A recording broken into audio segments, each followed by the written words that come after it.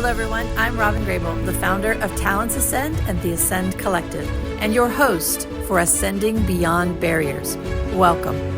Ascending Beyond Barriers is an inspiring podcast dedicated to showcasing the remarkable journeys of small business founders who have faced and overcome significant challenges on their path to success.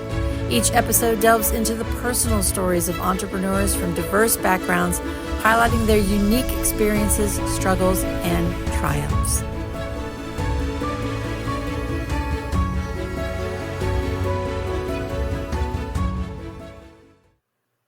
I'm extremely honored and excited to welcome Dr. Vincent Soto. He is a Navy veteran with over 33 years of service and advocacy for the military and veteran communities.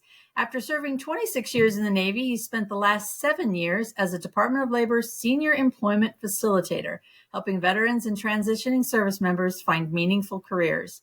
He is also the founder of Navigating Solutions, a nonprofit dedicated to connecting veterans with vital resources, and CEO of Transition2Transformation, which empowers the military community through the principles of dressing for success.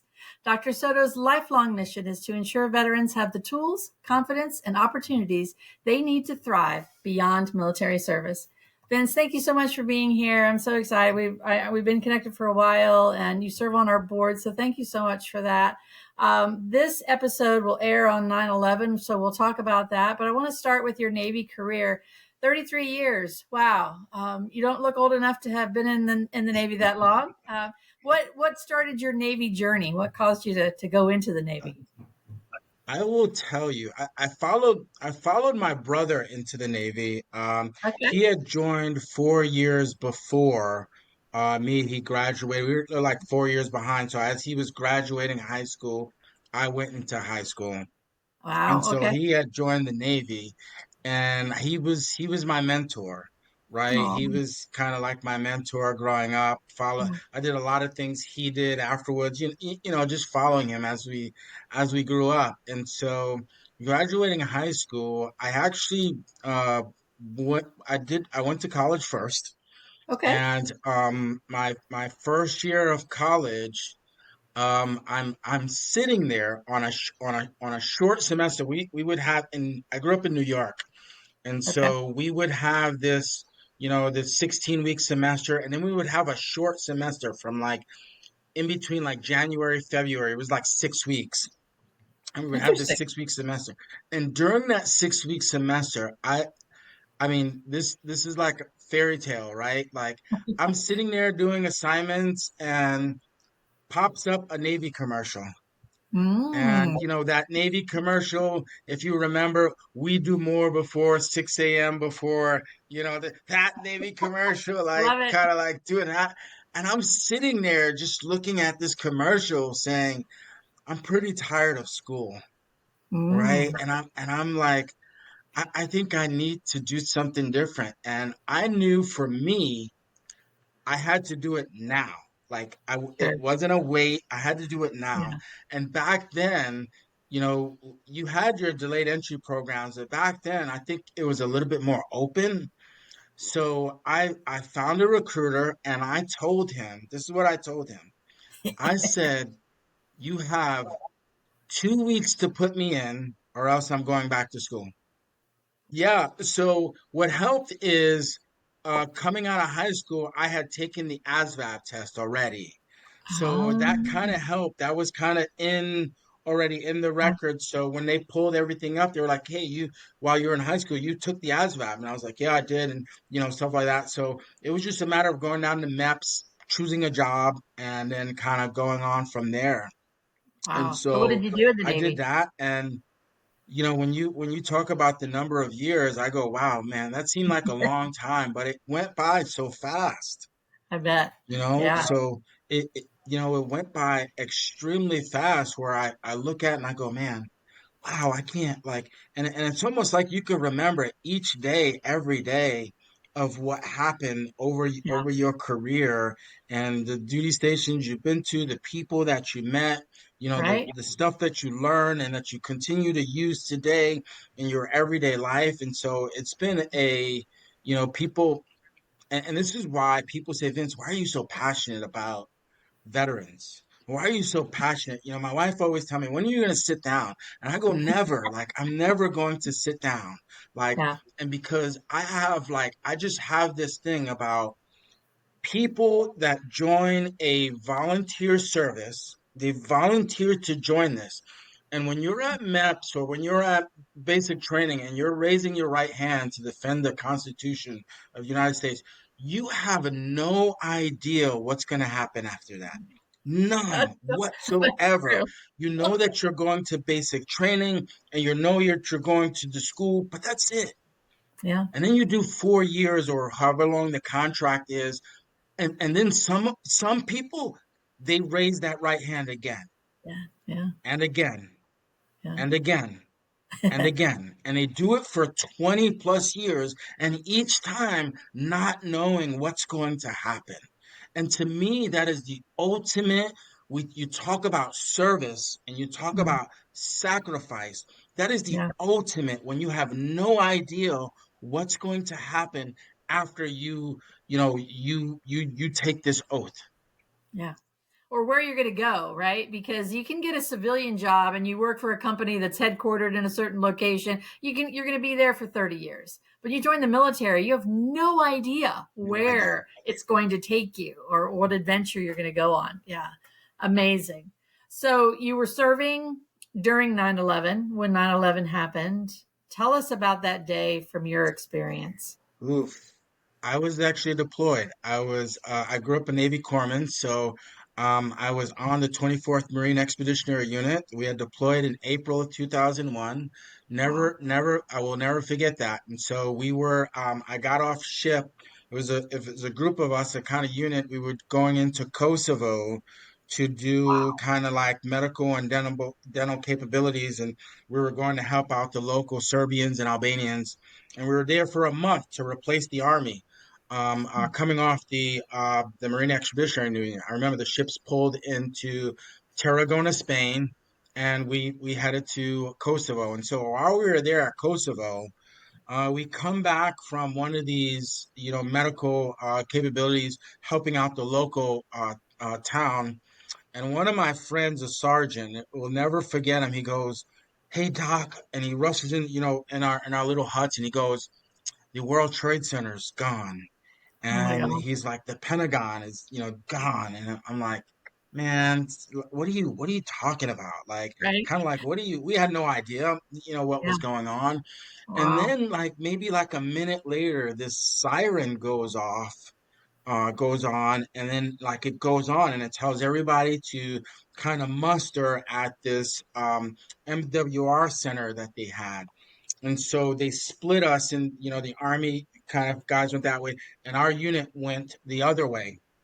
And so our CO had came with us to Kosovo, and he goes, "Hey, the United States have been attacked on 9/11. We're going to go back to the ships." And I was really good friends with the CO. Like we would joke around sometimes because I'm originally from New York City, born and raised in Brooklyn, New York, all my life. Yeah. So Mm, like trying to figure out what's going on. Okay, yeah. my mom is in Brooklyn, trying to figure that out and stuff, Mm, and making sure everybody's all right. My brother-in-law worked at World Trade 7. I think it was like 7. He worked at the New York Stock Exchange. wow. And so trying to figure out what was going on there, very hectic, chaotic. Yeah. He said, "Hey, we're going back to the ships." Now, coming to Kosovo, we had all type of mishaps, and it was just like a lazy trying to get there. It took Mm, us about 3 days trying to get there. oh my gosh. Getting back to the ships was a totally different thing. I bet. So palletized our gear goes on trucks, we get on buses, we go to the flight line, there's an aircraft waiting for us, we get on that aircraft flies us to Sigonella, Italy. We Mhm. walk off that aircraft, walk onto CH-53 helicopters, and then back to the ship. I mean, within less than 24 hours, we were Yeah. back on the ships. And so Wow. trying to figure that piece out, right? And so, we were angry, right? Yeah. We were like, hey, let's go. Let's go. We were extremely angry as a unit. Yeah. So we sat there maybe it was, late September, like mid-September now, and we were sitting there. They were trying to figure out what to do until they said, "Hey, you guys are gonna go home." And we were like, "Why? Like, why? We're here. A lot of us, we had this, and it Yeah. was something about 9/11 that really, like you, there's this patriotism, right? Absolutely. That, hey, I Yeah. don't care. Let's go. Like, let's, Right. as a Fleet Marine Force corpsman, I'm like, let's go. I don't want to go back home. I want to go this way, right? And that was the consistent feeling of everybody, Sure. and so we head back home. We probably get back home beginning of October, Wow. mid-October. And for us, it was culture shock. It was culture shock Yeah. how we left and then how we were coming back. All the changes that were made, all the security that was made. And that moment, and a lot of service members that were in at that time, our lives changed. And so Completely. everybody' life changed, but as a service member, Yeah. we were now in war, right? We were now at war. And as a service member, we used to, you make the joke now, hey, being at home was working up for another deployment, right? Going on deployment after deployment after Right. deployment and thinking you're going to go in the Navy, thinking that, hey, I'm going to leave Second Marine Division, finish two deployments to, one to Afghanistan, one to Iraq, and then I'm going to a clinic to get to that clinic to be given another set of orders to saying, hey, you're being turned around to go back to Second Marine Division and go back to deployments. And so it was an extremely stressful time after that. It impacted you know, you talk about it was just an amazing feeling of patriotism to your country. Of Yeah. you didn't care. Like hey, I want to deploy. I want to. It's I want somebody to pay for what they've done, right? To us, and it changed us. I think it would change us forever to what we, not to say um, you know, I do wish it never happened, but I'll be honest, 9/11 from a Fleet Marine Force corpsman standpoint, it started to make my career because mm, of what I was getting into. And so yeah. I came off of there. I got meritoriously promoted to E6. I soon made E7 and then go on to make E8 and it just pushed. And so and for a lot of people, it was like that, Yeah. during that time as we talk about two different navies. You have the surface navy and you have this, ground desert navy type or brown water navy. But it changed people forever and Yeah. it's so like not interesting right now because there's some service members in the military that were just born, Right. right? And so they don't understand Yeah. the patriotism. They join for different reasons now because there was a period of time people were joining the military after 9/11 because of patriotism, Sure. because that's what they want to do. So now you see the change, and they're joining for different reasons. They weren't alive during that time, they weren't born at that time. And so it's very interesting, Mm, from the 9/11 perspective, and what we've overcome as a country, yeah. right? And how that shows, it truly shows. It's almost like we're all siblings and we all fight, but then when we need to come together, we come together and do what we need to do to protect this country. And so that's what it makes you say, you know what, I joined the military because of this, Yeah. because of what we do. We're all volunteer force, and more people would re-enlist at that time. You would think, oh, people would walk away, at that Mm, time, right, of re-enlisting. yeah. But we did it, right? Did it, no bonuses whatsoever. We did it solely off of patriotism for the country that we were a part of, that we were born in, that we were citizens of. And so, I always look back at that and I go, man, you talk about a time, you talk about, what the next 10 years would bring after that. And so that's a big part of people's lives, big part of, people's careers, and it changed you forever. Yeah. Yeah, I was actually in New Jersey. I was working for ADP at the time, and we worked in Clifton, New Jersey. I had just been at the World Trade Center in May of that year visiting a client.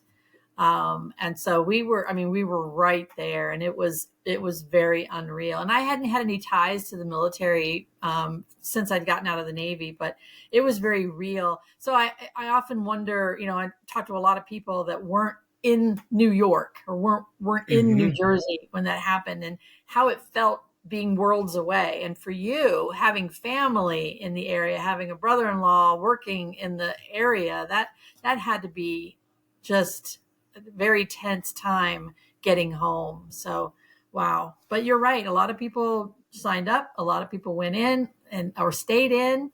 I would imagine there are probably a lot of children who may have lost parents or lost Hmm. people in that tragedy that went in the military when they became of age to do so. So, wow.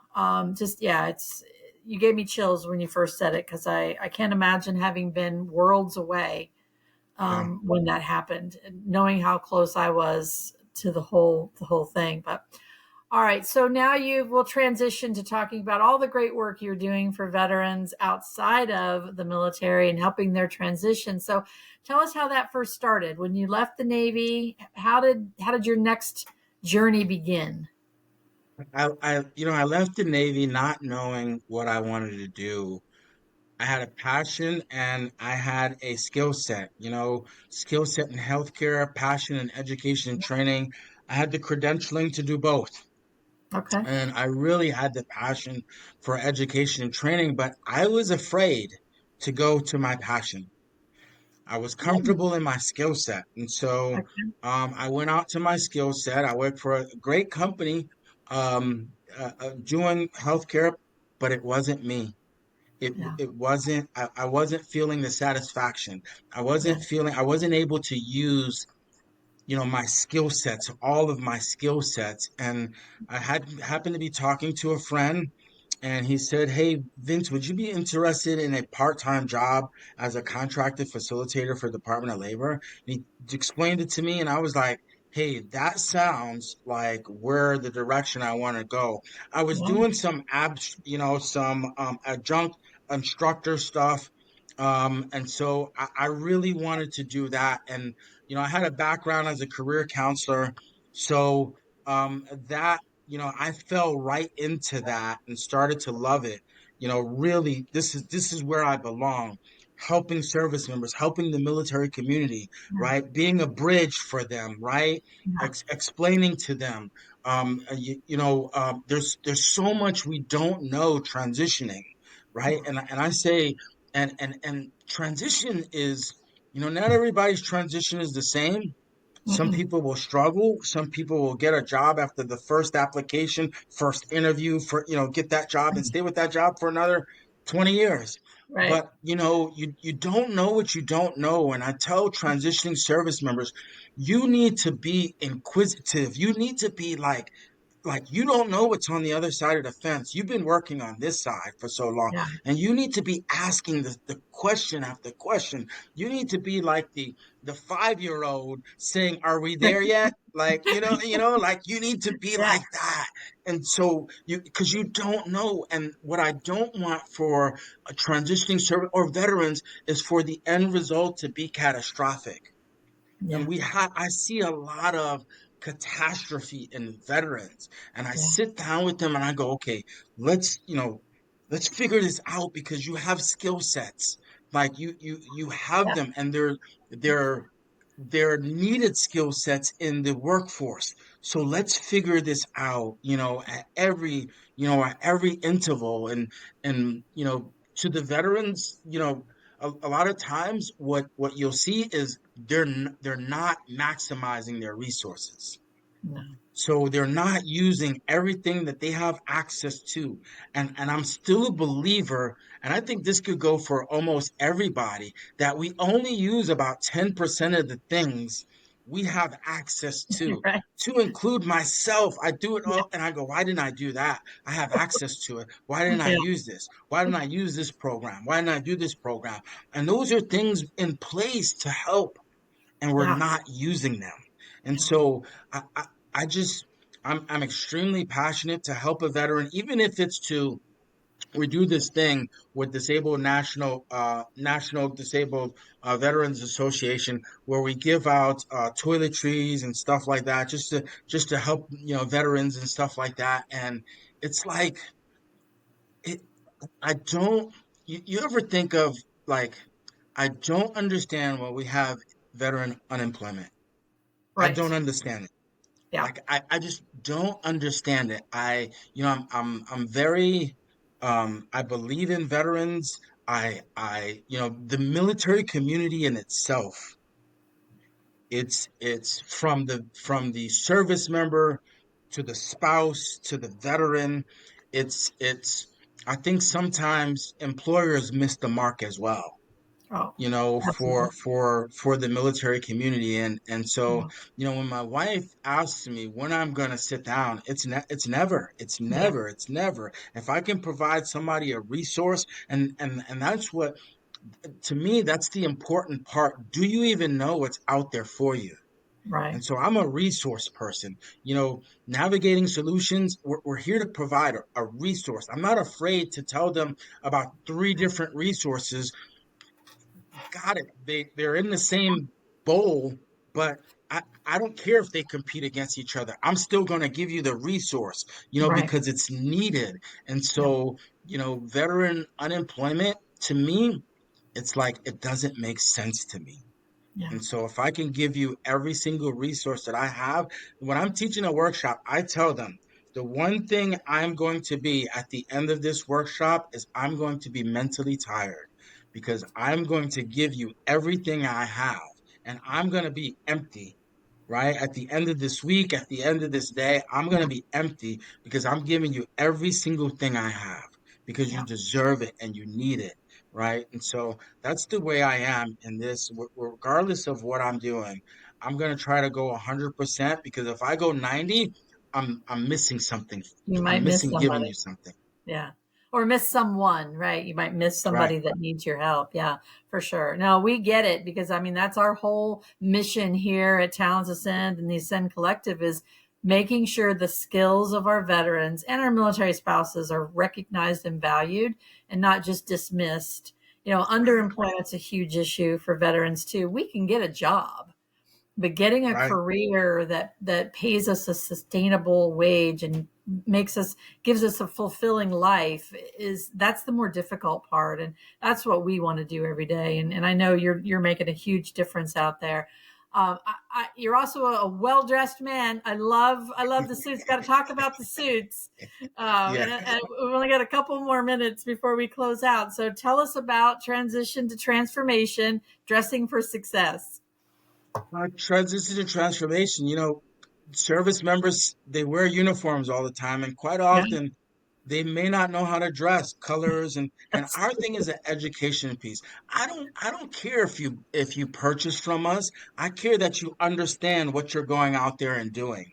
If you yeah. understand that when you dress good, you feel good, you're liable to perform good. And so I need you to understand that as they go out for their interviews, as Yeah. they're going to their new job, of how to dress. Yeah. Just one tidbit. The Navy removed a uniform during their uniform change that required E6 and below to tie a tie, right? The Navy Wow. working blues used to call them the Johnny Cashes.